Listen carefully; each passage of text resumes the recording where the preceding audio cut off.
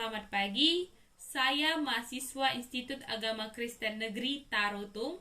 Saya bernama Amelia Ejra Pakpahan dengan NIM 2201011125.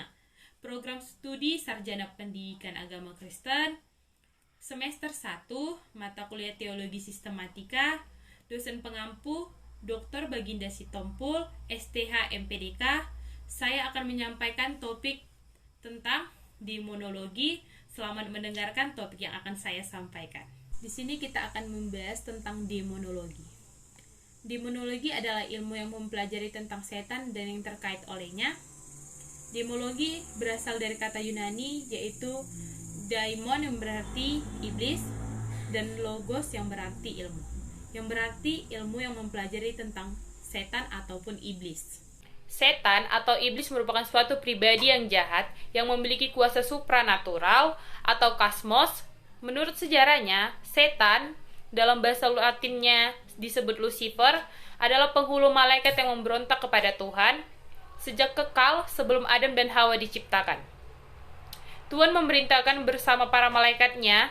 Pemberontakan Lucifer terlihat dari keinginannya untuk menjadi penguasa yang melampaui Tuhan. Hal itu terungkap dari kata-kata laku hendak seperti dicatat oleh Nabi Yesaya.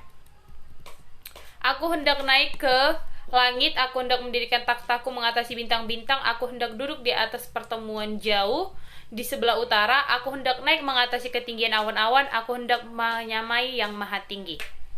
Sebelum jatuh dalam dosa, pemberontakan Lucifer memiliki keberanian yang sangat luar biasa. Menurut Yeri, Yeskiel membandingkan kelebihan Raja Tirus dengan kelebihan Lucifer sebelum kejatuhannya. Lucifer memiliki kesempurnaan hikmat dengan keindahan, tempat tinggal yang mulia, kemegahan busana, fungsi yang hebat, dan kesempurnaan integritas yang tak bercela. Karena memberontak, Tuhan menghukum Lucifer dan melemparkannya ke bumi. Ia jatuh seperti kilat dari langit. Dalam kejatuhannya itu, Lucifer mempengaruhi sepertiga dari malaikat-malaikat yang lain. Karena itu, dalam keberadaan kemudian, setan memiliki kerajaannya sendiri. Setan mempunyai sistem pemerintahan yang besar dan rapi. Mereka menjadi kelompok kekuatan besar yang selamanya berseteru dengan Tuhan dan kerajaannya. Malaikat-malaikat jahat biasanya disebut daimones atau daimonia, yang terjemahannya iblis dalam pengertian jamak. Tetapi jika hanya satu disebut diablos, demonologi adalah studi mengenai setan atau iblis serta sifat-sifatnya. Orang-orang Kristiani ketika membicarakan demologi, nama Lucifer menjadi peran utama. Karena aliran Kristiani Barat biasanya mengikuti tafsiran dalam Yesaya 14 ayat 12 bahwa ada penghulu malaikat yang memberontak, ia adalah Lucifer, yaitu kata Latin yang digunakan St. Jerome pada abad 4 Masehi untuk menerjemahkan kata Ibrani Helel atau Hailel. Penghulu malaikat yang jahat muncul di Alkitab paling tidak 40 bulan. Setan atau iblis adalah makhluk adikrodati. Namanya menandakan bahwa ia dianggap sebagai musuh manusia. Iblis dalam Yohanes 6 ayat 70, jawab Yesus kepada mereka, "Bukan aku sendiri yang telah memilih kamu, yang 12 ini, namun seorang di antaramu adalah iblis." Kata terjemahan iblis adalah kata Yunani diablos, berasal dari kata kerja diablo, menuduh, menfitnah. Secara harfiah atau diablos berarti yang bicara jahat, memfitnah yang menuduh dengan tidak benar. Setan, Matius 4 ayat 10. Maka berkatalah Yesus kepadanya, "Enyalah iblis, sebab aku tertulis, engkau harus menyembah Tuhan Allahmu dan hanya kepada Dia sajalah engkau berbakti." Setan dalam bahasa Indonesia, dalam bahasa Yunani disebut Satan atau Satanas. Satan atau Saitan, kata Ibraninya adalah Satan, berasal dari kata kerja yang sama Satan. Harfiahnya memusuhi, melawan, menuduh, mendakwa. Secara maknawi berarti lawan atau musuh.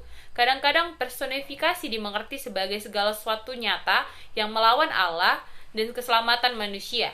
Maka jelas nama setan ini menandakan bahwa ia dianggap sebagai musuh manusia.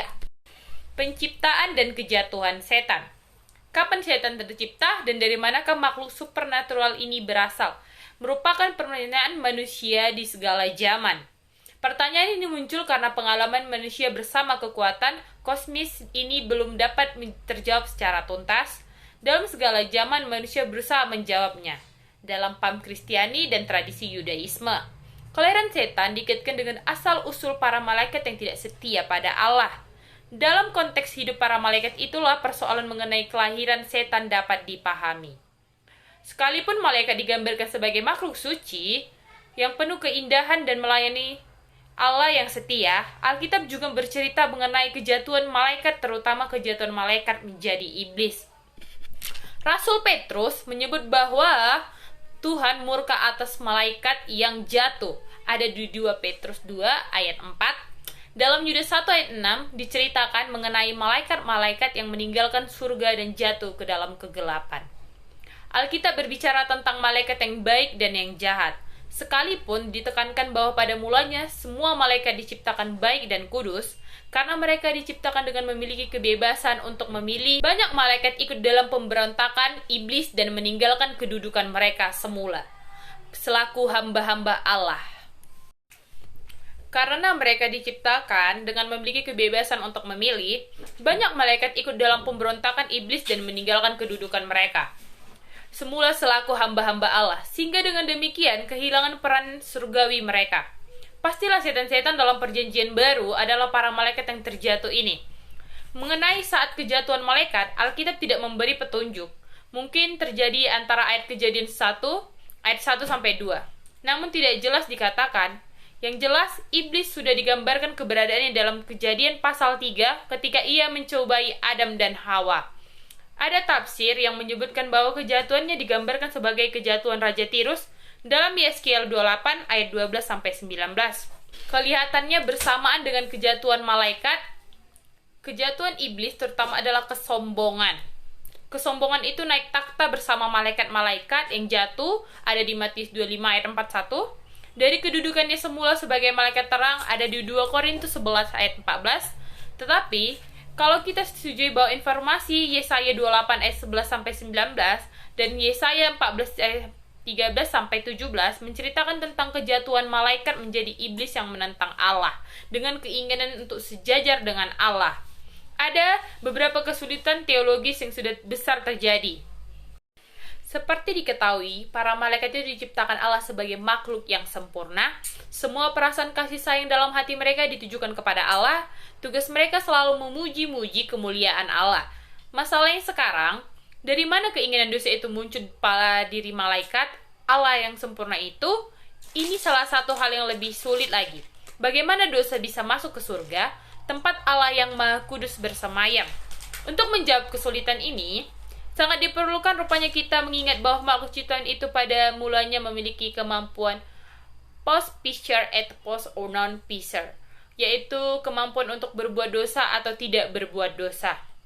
Artinya makhluk ciptaan itu diciptakan dalam posisi memiliki kehendak bebas yang otonom untuk menentukan arah tindakannya sendiri. Dengan kesendirian kita bisa menarik kesimpulan bahwa kejatuhan malaikat disebabkan karena mereka sendiri dengan sengaja telah memilih untuk memberontak kepada Allah. Alasan yang paling memungkinkan mengapa mereka memilih memberontak adalah kesombongan mereka ingin sejajar dengan Allah. Kalau argumen seperti ini bisa diterima, maka tampaknya jelas bagi kita mengapa malaikat Tuhan yang sempurna itu bisa jatuh dan kemudian diusir dari kekudusan Allah di surga.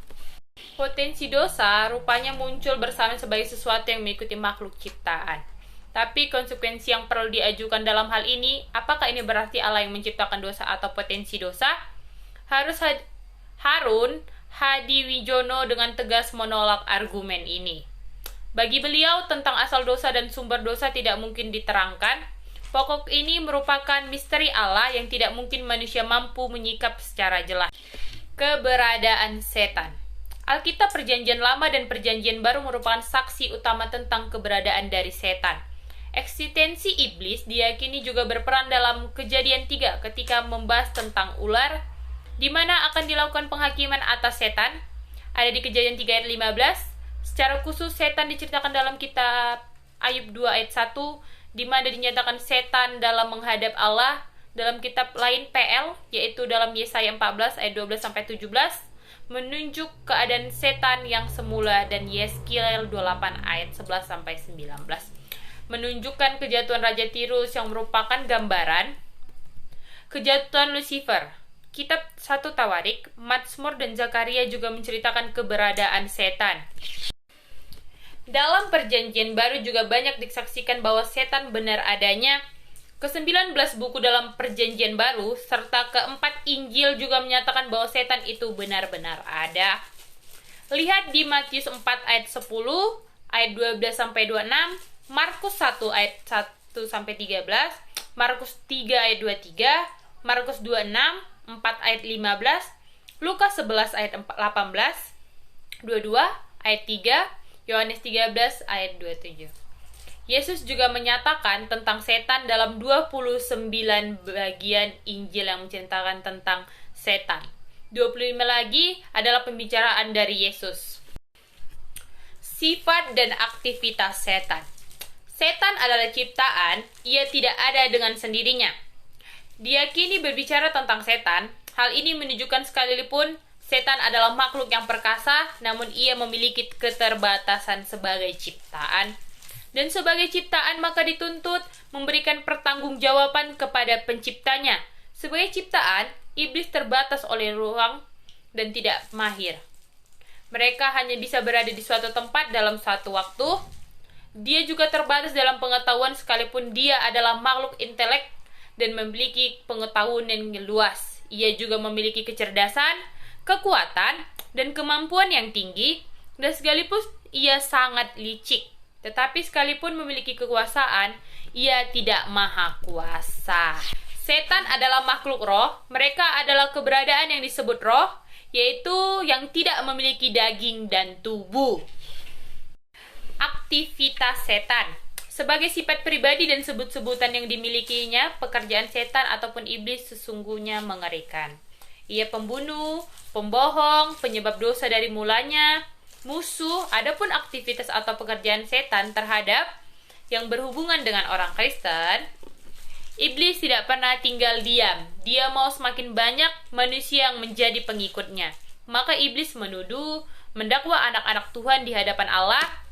Ketika orang Kristen jatuh di dalam dosa, iblis mendakwa atau menuduh supaya ia menjadi gelisah, depresi dan frustasi dengan mengatakan bahwa Tuhan tidak mengampuni dosanya.